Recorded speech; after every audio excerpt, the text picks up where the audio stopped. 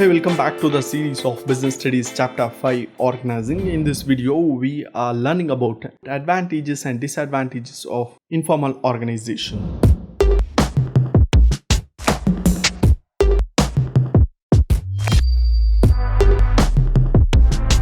By the way, this is OBC online business class. If you still not subscribed, please consider it. It means a lot for us.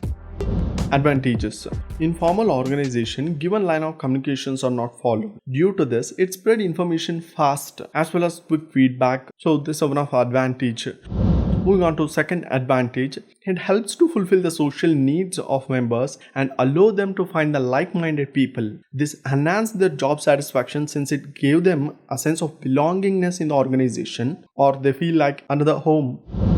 Third advantage, it contributes towards the fulfillment of organization objective by compensating for inadequate in the formal organization. For example, employees reacting towards a plan and policy can be tested through an informal network due to their feedback and quick response.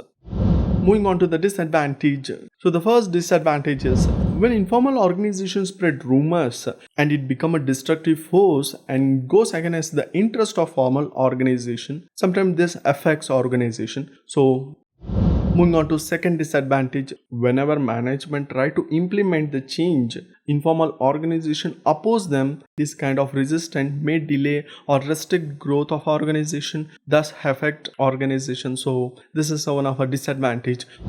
Moving on to the third disadvantage, sometimes individual group pressure the members to adapt to the group expectation. This can be harmful to the organization if the norms set by the groups are against the organizational interest, thus affect overall organization. So overall, informal organization cannot be eliminated fully because sometimes it would be the best if we accept in the organization the knowledge of such group can be used to gather information and their support and thus lead to improve the organization performance. Such group can also provide useful communication channel. Instead of opposing them, management should skillfully take advantage of both formal and informal organization. This will help to organization to run a smooth way. By the way, both can be good, but depending upon the situation, manager has to use it in unique way so that it will helpful for the organization. So if you find this video helpful, share it. Click here to watch the next series that is different between the formal and informal organization. Support us by subscribing. Thank you for watching. See you in the next class.